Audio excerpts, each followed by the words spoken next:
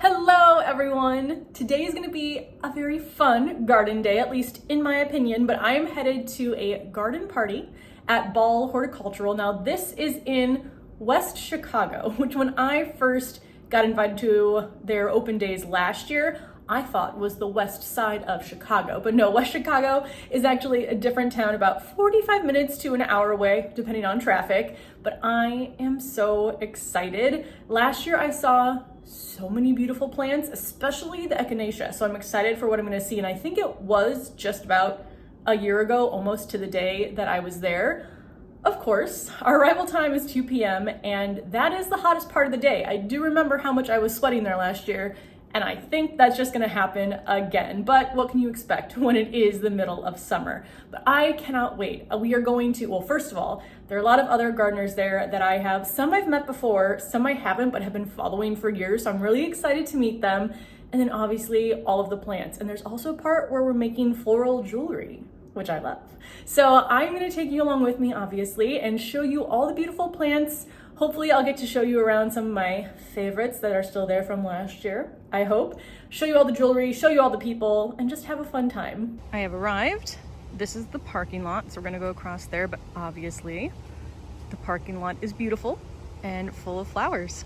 We are inside and we have an itinerary on here, which also has a map and is used as a fan.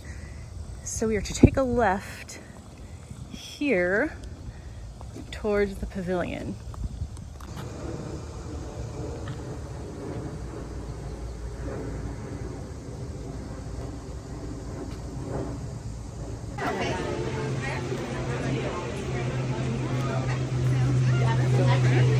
Series of floral recipes. I'm going to start with the greenery first, the foliage. So you should have a selection of Israeli ruscus. You stick this glue on me. It's not moving.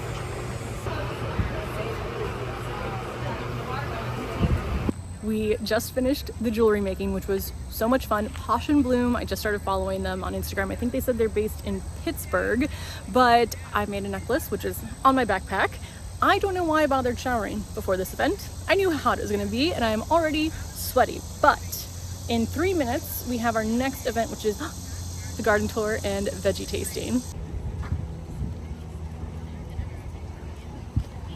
I have a trial garden. With all of my listeners, plant it. Then any of the products here would replicate the same garden.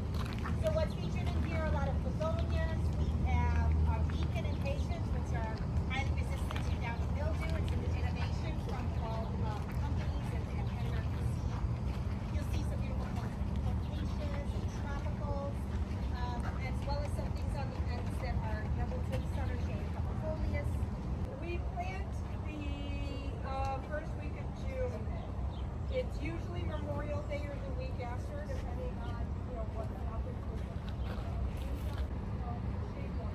Once we mix it, we just see which shade, what tall items. Of course, our big green allocations can help.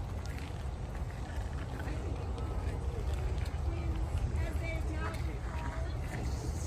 the customer has now called these new Ethiopia lobelia.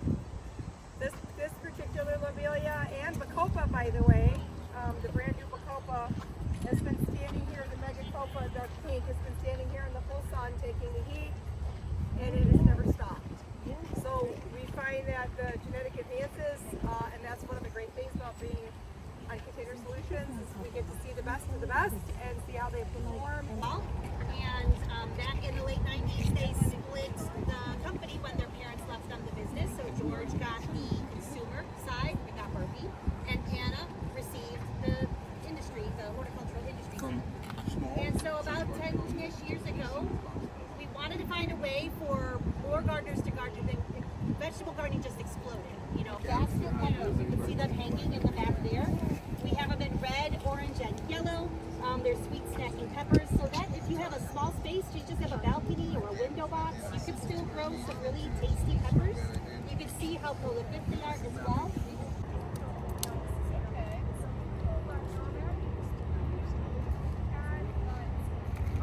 We'll taste some of those later on. And some of our new peppers, the canyon, sweet canyons in red, yellow and orange as well. So we've got small Snickers or big bells. There's also some amazing squashes this year. The Rocio is kind of that Mexican style Lita squash. So we want to make sure that the geraniums are looking fantastic. The flare, big jazz hands, right? So we've got upright Angelonia that's tall. We have low spreading Angelonia that crawls along the floor. And then we have these 45-degree angle flare. And what they do is they just pop out inside the container. So you match them with other sun-loving plants and it just finds its way out horizontally through the different containers. Here specifically in the doubles, which we love as well. Funtopia in blue and pink has almost a tie-dye effect. And when you mix them together with a little bit of white, you have almost like gender reveal, kind of like pink and blue and white. It's so pretty. They look like little roses, but they perform just like your sun-loving Calibrachoa, kind of covering the whole entire plant. So this little tie-dye Funtopia is new.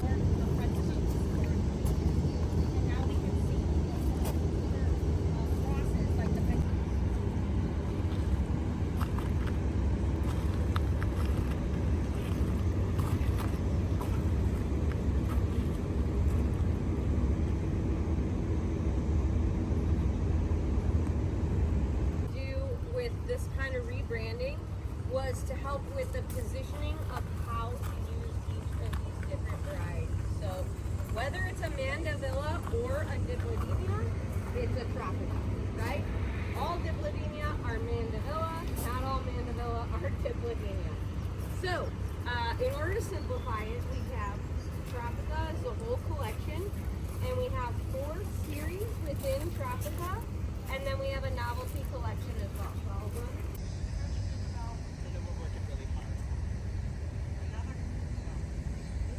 Baskets, and if I could single-handedly change the world and make people grow cucumbers in hanging baskets, I think my life accomplishments would be, met. And yeah, I can retire and rest easy knowing that. But they're really, especially our varieties that have more compact vines, they're perfect for hanging baskets. Patio snacker and quick snack, which is another variety that I'll show you in our kitchen minis, also don't need insects to pollinate them. So if you're on the 70th floor of a high-rise, you can grow these and you'll still get cucumbers. So no insects needed if you're in an area where there's not a lot of pollinators. This will still produce the cucumbers. It means that they stay relatively compact. That has the heirloom-like fruit. It is super duper early to mature. I know you can't see it here, but out at our research facility earlier today, there were so many fruit on the plant that were way overripe. But it has that nice flavor and interesting shape. The red is the first one. I'll show you some when we walk over here to look at some of the future stuff that we have going on. I'll show you some additions to the Wonder Star series. Peppers, there's really something for everyone here. My favorite new product is our bonsai basil. I don't know about you guys, but I prefer to do the least amount of work when cooking as possible. And this doesn't require you to cut it. I can just kind of pull it off and sprinkle it on whatever I want. And it is delicious. It has that natural, beautiful basil taste. If you kind of run your hands through it, you'll smell this just incredible basil smell of a nice Greek basil. That still is susceptible to downy mildew. But with the collaboration through our Pan American Seed team and our Ball Helix Research Center, which is that building that we just built off to the side, you can see that kind of new research area. And in the back there, our beacon impatiens are highly resistant to that Plasmapara destructor. What sugar would see is they'll think they overwatered, or they'll think a frost hit, or they'll think they did something wrong, and it's really nothing they did. At a certain temperature, with that spore present, it's just going to take it down. So now to have beautiful beacon impatiens back and valeriana back, it just puts more color in the shade for all of our gardeners. And we continue to grow and bring new colors to market. And specifically this year, we have an improved coral, which is in the center bed there. And we like to name all of our mixes after lighthouses. So beacon shines through the dark, coming out to the other side of disease, making light in the dark. So all of our mixes are named after lighthouses. Letting all of our retailers know that it's our 30th birthday. We're going with pearls, and we actually have a beautiful new color that I think will be phenomenal So first up, I did want to point out our Centaurea Silver Swirl as a swirl in the garden. If you were here last year, you might have saw this plant, and we had it more in pockets. And we went back and we're like, you know, it looks super cool if it was a swirl through the garden, because this Centaurea, while it is so it's a zone 6 perennial. So in parts of the country not as. My position is basically to present our new products to growers and explain to you features and benefits and why is this better than what's currently on the market. So anytime we're breeding in something, especially a new class, we're bringing in as many comparisons that are currently on the market as we can to figure out, okay, where are the opportunities for improvement? If it's falling open like the old school Veronicas, if it's mildew proof, summer long, or for 2025, sorry. We've got a new series of Agastaceae we call summer longs. Anyone to guess how long they're going to bloom? Okay, so one thing we're doing is bringing in all these Agastaceae to find out a lot of them bloom pretty late in the season. These are going to flower very early and they're going to continue very late. And so we get season-long color on them. One pushback I've gotten on this series is we've got it listed as Zone 7 hardy. But why should we distinguish between annuals and perennials? They're plants. And so use as a combo here for patio decoration, fantastic. Again, we're gonna get summer-long color out of these. You can see the color power that we have, the size of the flowers on the magenta back here, the brightness of the yellow down this way. So just an amazing opportunity for color, for patio color, great for northern growers, but if you're in the south, it is a true perennial. And so you're gonna be able to enjoy this year after year. Awards, AES winner on the Baja Burgundy, Retailer's Choice Awards at multiple trade shows. So this is the one that stands out amongst all this new breeding that you're seeing everywhere. Sombreros still have a very solid position in the market, and we're keeping it fresh and new. We've got Mandarin Mambo and Fuchsia Fandango for this year. And again, with the sombreros, you get this outstanding first year flower count after overwintering. Wow. You guys, a lot of you have the Double Scoop Deluxe already, first year right now. Wait till next year. You'll be amazed with those. So it is just after 7 now. I've at least stopped actively sweating, just the sweat from earlier. And we got some really great tours around the gardens. And then we went back for some appetizers, but really it wasn't enough food to keep me full for dinner. And now we just have time to wander around the gardens ourselves. So I'm gonna walk around and show you some of my favorite plants that I saw during the tour. Well, I'll also just show you all the flowers as we are walking. So this section is the sun container showcase, which is great for my rooftop deck as that is full sun. We were also in the shade area earlier for a tour, which is perfect for the parkway. So it is nice to have these different options. Also, look at these marigolds. And then we actually saw the zinnia, and I thought it was marigold at first, but no powdery mildew here. No powdery mildew on these plants. I am very tempted to run through those sprinklers, but I'm not going to do it. Oh, I like this combination. So let's get this on video so I can remember it for next year.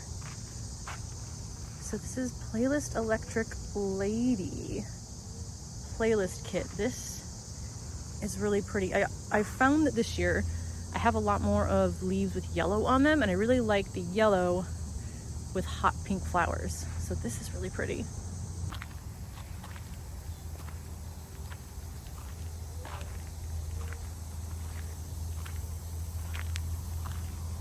Behind that fence is where they said they're testing all the releases for like 26, 27, 28. So they now have added security and extra fencing there. But then coming around here, this is what I think is called the Circle Garden. Here we can see some more zinnias without a hint of powdery mildew. I am seething with jealousy. This is the proven winners section. So they said they have well, some of their competitors, but they also have competitors that they carry, so they let them have some growing space here. And there is a Petunia Tiara Pink, which I think I'm going to need in the garden. So it's this one right here where it's very, very light white, super light pink, surrounded by that deeper pink on the outside. That definitely caught my eye as we were walking by earlier. Here it is again over here. And then a good amount of plants. Obviously that is Petunia Vista Bubblegum. That looks like it's Jazzberry. So some of my favorites that I grow every year, but I think I'm gonna need to add this one.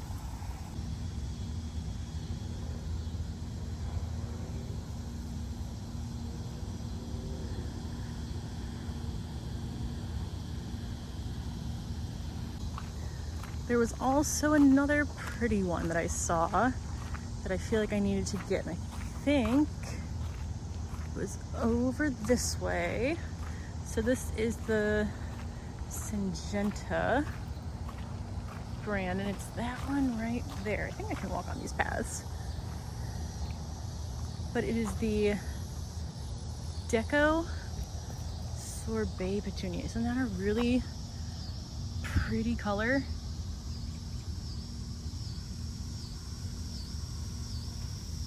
If you can't tell from my favorite so far, or my garden in general, pink is my favorite color. We are heading out of the circle garden now and over to, actually I don't know what the section is called, but we're gonna head over to another section filled with flowers. Now this is where, so we came last year for their open days, and this is where we entered. So it took me a while to kind of get all turned around, but I remember that there were a bunch of beautiful Echinacea over here. All right, here is one. So this is the Double Scoop Watermelon Deluxe. I love how these look. Now I did learn something in my horticulture classes where double blooms are harder for bees to get pollen from. So I try not to grow too many, but I just think these are so pretty. So these that aren't the double blooms, these are the ones that are the best for the pollinators. I either have this one or I have one very similar to this in my garden that did come back. So it overwintered in my raised bed in Chicago, and then I transplanted it to another raised bed, so hopefully it comes back next year. But mine is blooming like crazy. Also, this view right here is really stunning. Okay, what are you? You were another one I liked, and I think this one says it's new. Sombrero Fuchsia Fandango. That is a really beautiful color. Here's my main gardening problem, is I will go to the store and I will get a plant that I like, but I won't think about how that plant fits in with the rest, which is how I oftentimes end up with a bunch of all of the same colors of plants. Oh, this was another one too that I really want, and it's not pink, but this is the Carnival Black Olive Heuchera. This is so pretty, and I really like this. Well, I think it looked nice in our parkway, but I also think this would look pretty on the front stoop because I have green pots on the front stoop, so this darker foliage would stand out really nicely against the green pots. And there are also many more bees here than I've been seeing in my garden. Lots of flies, not a lot of bees yet. Okay, so this section is the Perennial Showcase. That name makes sense now. Walking around, seeing what else kind of sparks my interest. We have kind of limited time now in the garden, so I'm trying to hit the highlights of what stood out to me. I swear there was a section, oh, there it is, of more of the Echinacea. Can you spot them in the distance over there? So that is where we are going to head right now. This is also really pretty Heuchera. I'm just not drawn to reddish colors of leaves or flowers, but in terms of just a brightly colored Heuchera, I really, really like that one. Okay, here we go. Some more of the Sombrero. Lemon yellow, Really pretty color, but again, well, actually I do have a lot of yellow in my perennial bed already, but these are the ones that I'm drawn to. So we already saw the fuchsia fandango. Maybe it's flamenco orange that I have. I have to go double check. No, I think what I have is more red than that.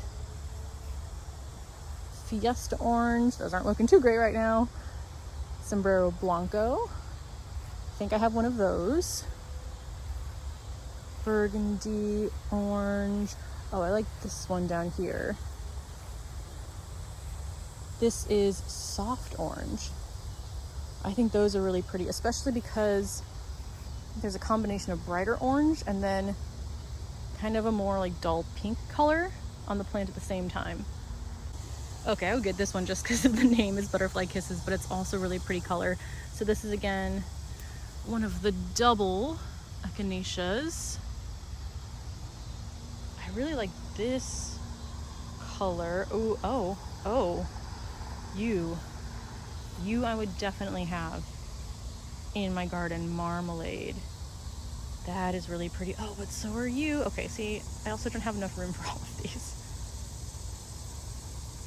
I feel like I should just do, because right now I have Echinacea in my perennial bed with some Rudbeckia, what I think is a milkweed, but maybe I should just turn another one of my beds into all of the Echinaceas that I love. This one's really pretty. All right, since we are in limited time, and as much as I love perennials, I don't grow a lot of them in my container garden yet. I'm working on it, but let's go head over to the annual section. All right, here we are. So first of all, I'm a person who loves petunias. I still like the growth habit of Super Petunia Vista the best. And because I get budworms, I feel like I really have to love the petunias in order to have them in my garden. But this Easy Wave Navy Velour really wants me to add this to my garden. That is a really beautiful color. I feel like it almost looks like, if I was far off, I would probably think it's more of a black flower than calling it navy. But I think that is a perfect contrast to a lot of the brightly colored flowers that I have in my garden. Also, I just like how they're growing this one in this little frame right here. I might need to start incorporating some more obelisks into my pots. I don't know, we'll see. That is something I can think about for 2025. Oh, these were some of the countertop veggies that they showed us. So perfect for small spaces, but also growing them indoors in front of a window. I mean, look at how tiny this tomato plant is. Well, and this pepper one too. But this is probably the smallest tomato plant I've ever actually seen. I also loved this impatiens section. Now, I think I have some clips of them talking about the issues they've had with diseases in the past, how they've bred some that are more resistant now. But I want to do something like this in my parkway, assuming I can plant around all of the tree roots, but just a sea of colorful impatiens. Also, I'm wondering if I can somehow make that happen in the parkway, because that would be really cool to see walking by just a little tree of impatiens. I think I can figure that out. Hopping in here, we have some more that are new for 2025. Oh, and also, so I've really loved the Angelonia that I'm growing this year. It's my first year growing it, and I think it just kind of fills a hole in my garden in terms of the shape of the plant. So there are some more Angelonias up there, a couple of them that are coming new, but let me show you my favorite ones. I really loved this Angelonia Archangel Pink Improved. I like that color pink, kind of like a dusty pink. I also like this one. It's a little bit more pinky. That one's a little bit more of like a purpley pink. So this is the Angel Mist Spreading Pink Improved. And then this one, Angelonia Angel Flare Black. I think, so this year I put more white flowers into my garden. I think next year I might be putting more black flowers in, because again, I really like the contrast of these. I could also just use a wall of petunias somewhere in my garden. I mean, my bucket planter does kind of fulfill that role. It's not as tall, but I don't know if I really want to nail like flower boxes into the siding. But look how pretty that would be if I just had a bunch of petunias, because they do get the walls of our house do get full sun. Like one side gets the full morning sun, one side gets the full evening sun. So I could definitely do something like that and just have our whole wall covered. Maybe I can construct something that will sit in front of it and still be as tall. That is another 2025 project for me.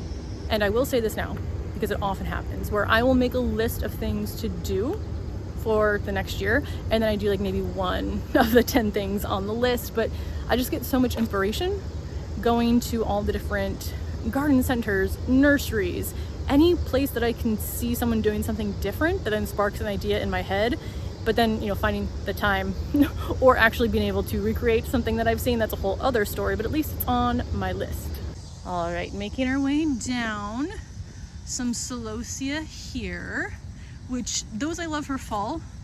Not really thinking about them yet, even though fall's coming up soon, but I would love some bright sparks pink. That is really pretty. And then the Arabana pink as well. All right, here we are. And one thing that I'm definitely growing next year is the white cosmos. I don't know exactly what variety, but I know I want some white cosmos in my garden. I feel like, you know, the cupcake blush is a much lighter pink than that. I like this color of cosmos right here, that deeper. So I have a light pink. I think I want to add something this color, and then definitely I want to add something white, but maybe something that's a bit more. So I like this color, but I like these petals. Oh, there's a bunny who's probably very happy to be hopping around here. Now, I almost was not going to plant cosmos this year because in 2023 I planted 3 in my raised beds, and again, limited space, so things have to perform well. And one of them performed as usual. One got to maybe a foot tall, flowered really early and then died. And then the other one got super huge and didn't flower until September. And again, I want to make sure I'm using my space for things that perform really well. But then this year I gave them one more chance and they both did great. So I really do love cosmos. I like the wispiness of them in my garden. So I think I am going to add more next year and hope that they do as well as they did this year and not as well as they did in 2023. We are in the shade section now, and I think this is probably the last section I'll be in before we have to head out. I love hydrangeas. They definitely hold a special place in my heart, and there's some really pretty ones here, but also hydrangeas in a hanging basket. I've never thought of that. I feel like I really need to do that because that is so pretty. I think I'd probably do maybe something more like the one in the back there where it's a white hydrangea hanging out of the basket, but I think that's going to be on my 2025 list as well. Coming over to caladiums, and I did grow caladiums in my garden last year. I don't know how I feel about them. I almost think, well, one, there's definitely like a more limited color range, and it's not really the colors that I love in my garden. Like, I think the design on the leaves are really cool, and I know that there's been a push to use them like around Christmas time, which I think that one would be perfect for.